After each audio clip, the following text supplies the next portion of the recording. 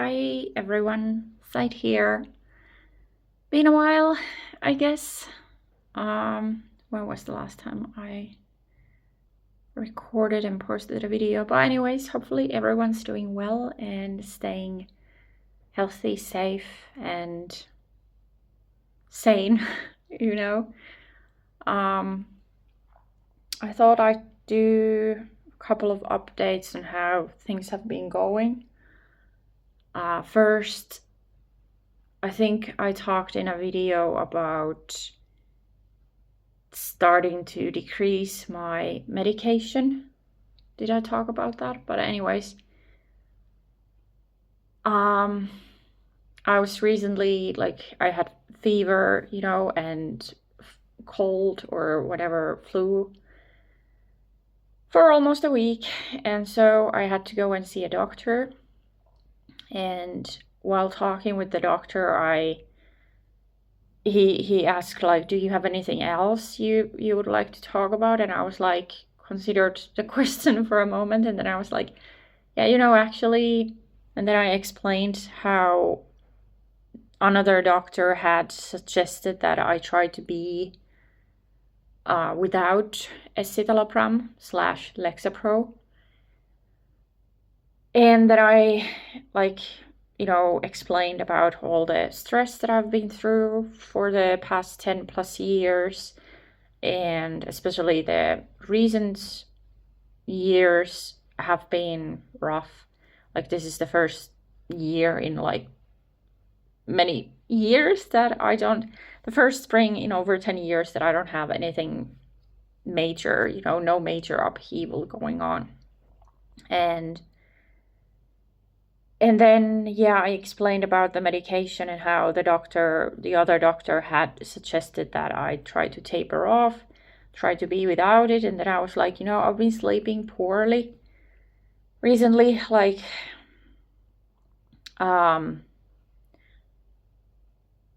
for years I've had this thing going on that I sleep for 2 or 3 hours, then I wake up. Then it's really hard to go back to sleep, and then the alarm goes off because I have to start working. So, and this doctor listened to me for a while, and then he was why? If the medication is helping you, then why are you trying to get off of it? Yeah, sure, the ideal situation is that you survive without medication, but obviously my brain is lacking some sort of component or chemical in there. So, and he also said that because I've been through so much stress for so many years that my nervous system, the passive and an active nervous systems, they have fancy names, that they're both still in this state of an emergency. So my body, even though my mind is calmer, even with the decreased medication, my body is still not, the nervous system has not really caught up because it's been only a year since I started the medication. So it takes a while for the whole thing to calm down. So after talking with a doctor, I decided to go back from 5 milligrams to 10 milligrams.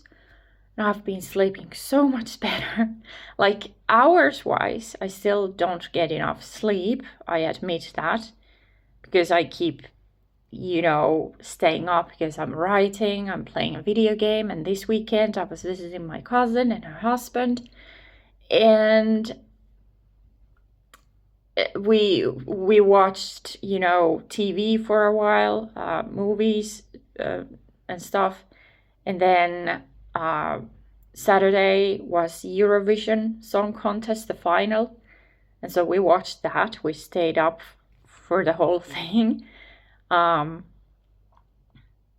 So yeah, and then I have to, wake up early for work. I would like to start around 7 a.m. so I can leave earlier. And so yeah, I'm not getting enough sleep hours wise, but quality is so much better ever since I returned to the 10 milligrams of escitalopram.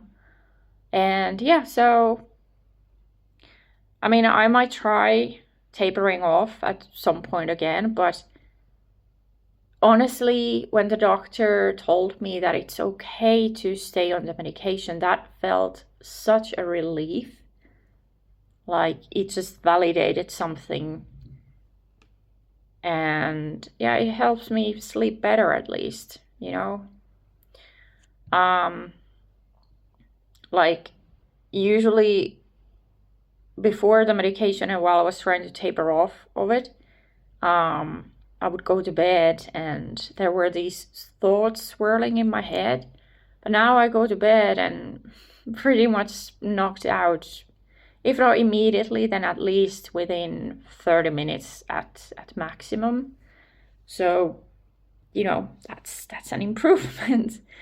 But yeah, I went on a little trip on the weekend, and last week I also had my car the engine room washed because there's the oil leak, and my uncle encouraged me to have it washed so that the repair shop, that they can actually locate where the real issue with the engine is, where's the leak coming from. And so yeah, I did that. I was a little nervous to have it done, but it went fine. My car still works, and it didn't cost too much. It was like 40 euros at this car wash place that I take my car to every now and then. They're so friendly and they do a good job, I think. And tomorrow is the day when they're gonna check what's wrong with the engine. And so today after work, I'm gonna take my car there and then come back home on a bus.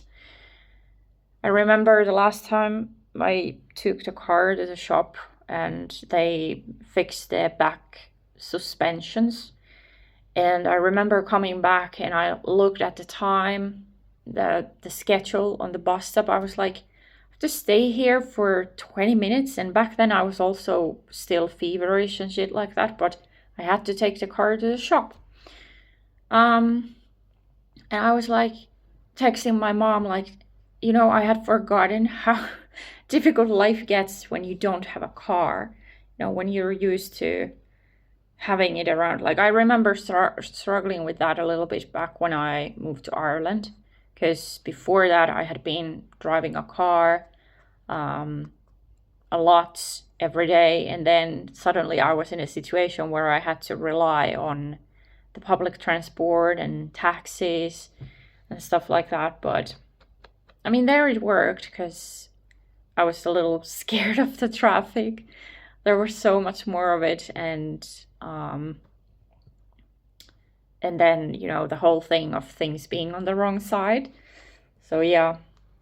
But anyways, yeah, I am not looking forward to using the bus again, but at least I'm not feverish or whatever this time. So it should go fine. And hopefully they had a rough estimate for the repairs, so around 200 euros. And I really hope it's not more than that, because I am in a good spot with my savings, but it's also like I'm in this Uncle Scrooge mode where I don't want to be spending money, especially on things that I actually need. Like, I put off getting new glasses for a year, and now I have new glasses, but the only reason why I got them was because the surface was getting so bad of the lenses that I couldn't see anymore. So yeah, that's how things are. Also, I was supposed to go on a trip in the beginning of June, but not enough people signed up for that trip, so we're not gonna go there. And then another trip was also postponed to end of summer because, once again, this company is going through change negotiations. You know, the choice of working with a stock company. Anyways, what else? So yeah, I've been playing I've been still playing The Legend of Dragoon. I was recently told that, oh, you don't have to grind levels so much, just get the dragoon levels, and it's like I've already maxed everyone with those, but I also want the characters to be leveled up because, for more HP and stuff like that. So I'm still doing that, and while I play, I get to read. I figured out a way how to, do the additions, at least partially. Most of them are already, maxed out with their additions as well. Some characters are not getting more. For example, the main character, Dart, he already has everything, and every addition is maxed. But the others, they don't have as many additions. I don't know if it's meant to be like that or if I did something wrong somewhere. But anyways, so I don't really care at this point if I complete the additions perfectly. So I'll be reading, while playing. I have over 30 books from the library at this moment, so I got a little greedy there. And I've also been thinking that either I visit the main library to get, more variety of books, or I start reserving them so they would send them to the library closer to me.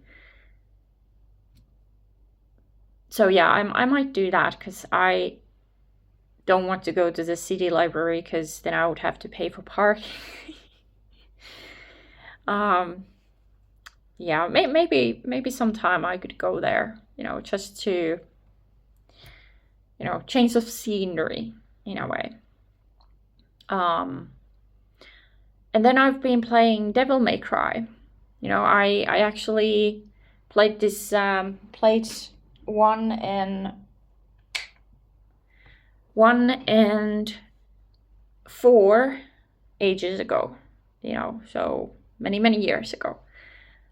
I had Devil May Cry 1 on PlayStation 2, and then I got through it, and I remember liking it. Of course, it was a little difficult at the time because I was more used to, Final Fantasy type of a game, so figuring out how to do wall jumps and whatever was difficult. And then because I wanted to get all the skills and abilities and all that, it was it took me a while to figure out how to optimize, how to do things in a game like that. And then I remember starting Devil May Cry 2, but then at that time it was too difficult for me, so I didn't finish it. Then I also, because I had already bought Devil May Cry 3, Dante's Awakening, and that I also didn't finish. I barely got through mission 2, or did I? Yeah, I think I abandoned the game around, it was mission 2 or mission 3. Mission 3, yeah, because I remember almost getting to the bar and then I was like, I don't, no, didn't really understand it at the time. But then I also had Devil May Cry 4, the special edition, and I remember playing through it and I really enjoyed that one. I was able to actually do something with it and proceed and get through it. But yeah, recently I started playing these games again because I saw that they were on sale on PlayStation Store. And so I got them and I played through Devil May Cry 1 at first. And again, I find myself, really enjoying it and it's good. And then I got to the second one. And I was surprised that I actually managed to get through it, ever since I started branching out to other games, because I ran out of Final Fantasy games to play, especially because I don't, I'm not really interested in the multiplayer ones and stuff like that, or I'm missing the right console for some other game. So yeah, ever since I started branching out, I feel like I've learned a little bit more about how to explore these sort of games and how to optimize what to spend my skill points or red orbs or whatever on. And so yeah, I got through the second game, and then I played it as the female character, Lucy, yeah. And that was also fun. Like, she was actually, I liked her fighting style, And then I played through 3, and that frustrated me at times. There were definitely some blue orbs and red orbs in really awful places. And especially when I then played as Virgil. Is that how you pronounce his name? Virgil. Anyway. And he couldn't air hike and stuff like that. So I really, there was this one blue orb that even with Dante, I spent like 40 minutes getting it. And then with Virgil, I was so ready to toss the controller through the window.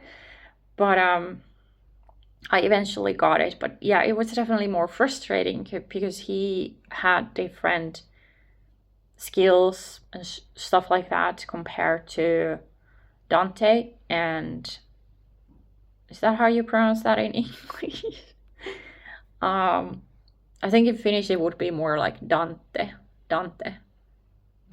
Yeah, Dante is more Finnish way of saying it.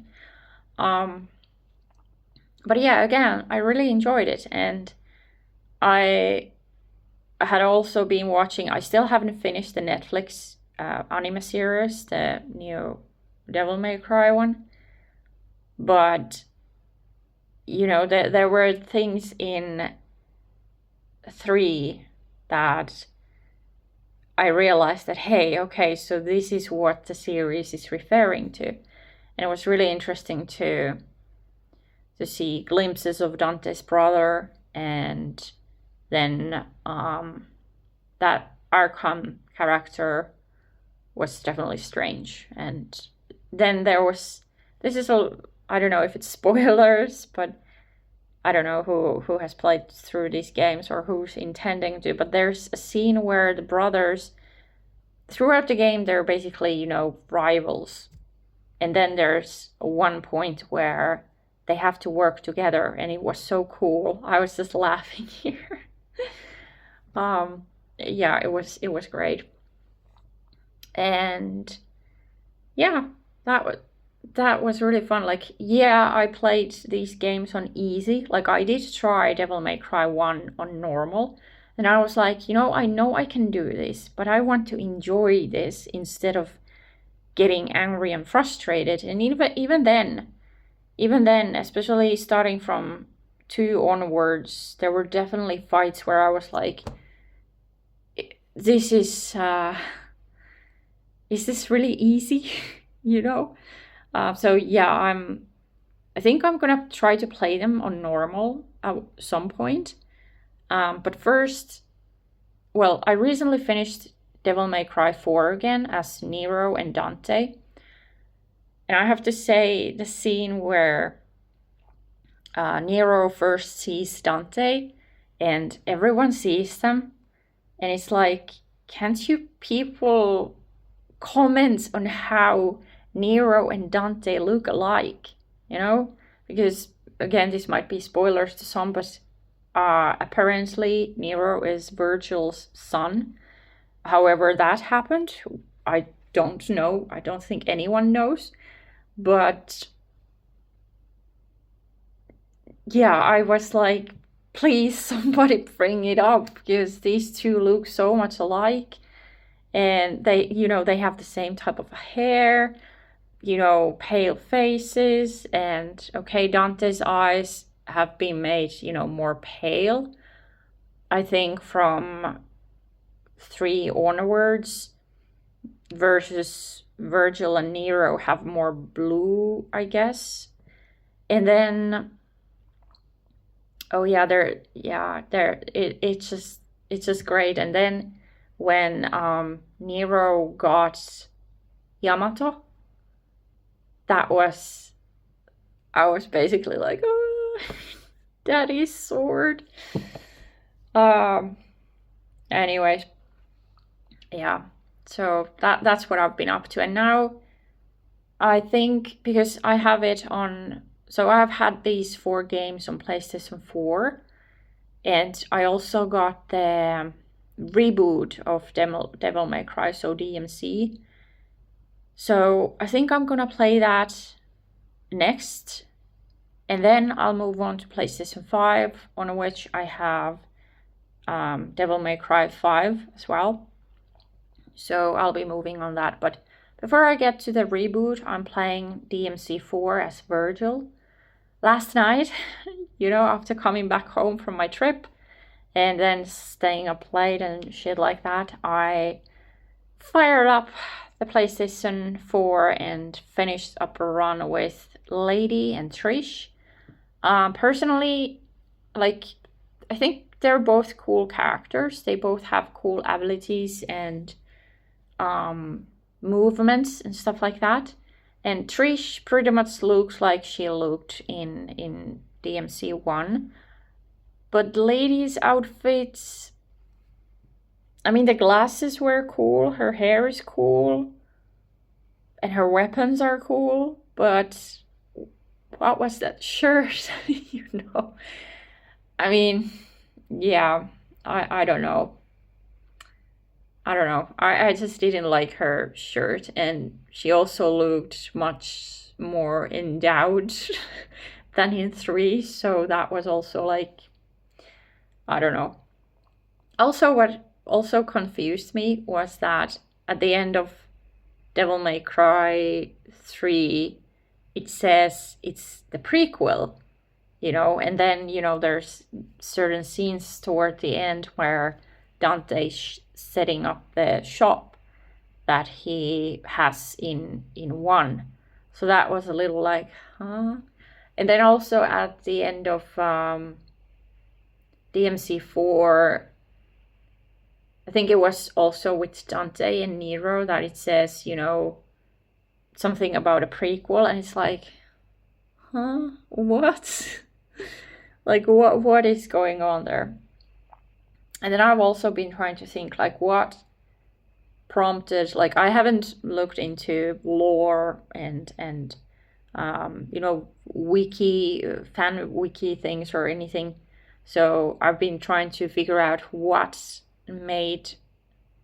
happened between Dante and Virgil before 3. Because there were these references to them having met 1 year prior to the game.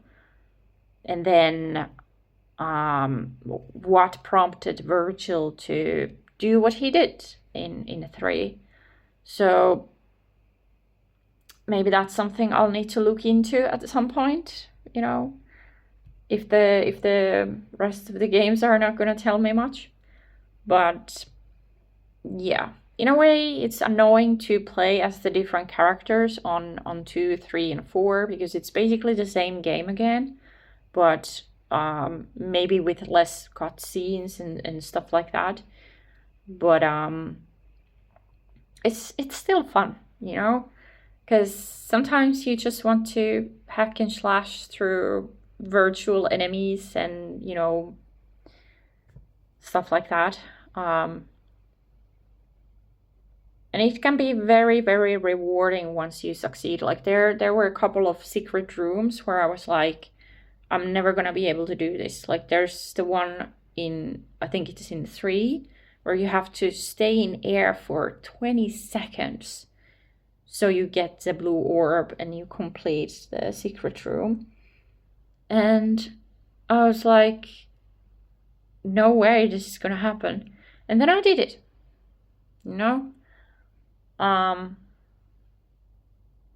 But there's, for example, in DMC1, there's this, I think it's the very first secret room where you face one of the Reapers, the ghost, black robe and scythe kind of weapon. And you're supposed to shotgun them in the face and one-shot them to death, like that one Reaper. And it's like, how, like, am I doing something wrong with the shotgun? Like, does it have to charge or something before I try it? And then I looked up guides and they were like, aim to the face, and it's like, it aims where it wants, I can't choose if it's a head or the rope or whatever. Or again, maybe I'm doing something wrong, but anyways. I guess I've been rambling for long enough. Maybe this is the type of thing, I want to do on here. I don't know. But I just thought I'd give a little update on the medication situation and then talk a little bit about video games. I haven't really talked about them much on this channel, but if you'd like to hear more about my gaming things, experiences, and opinions, then I can do more of these sort of videos. I'm not gonna stream. I don't have the equipment, and I don't it's just not my type of a thing, when I play games, I want to focus on the game, especially if it's my first time playing through a game and if it's story driven. So that's, for example, one reason why I'm rarely on voice chat with my friends if I'm gaming, because I want to focus on the game, especially if there's dialogue. But if I'm grinding levels or red orbs or whatever, then I can be online with people and have a chat with them. But streaming is just not my thing, so I'm not gonna be having any content like that on here. Apologies for that. But anyways, hopefully you are doing great and had a good weekend, and that you're staying healthy and safe and sane. And hopefully you have a great rest of the week. Anyways, bye, laters.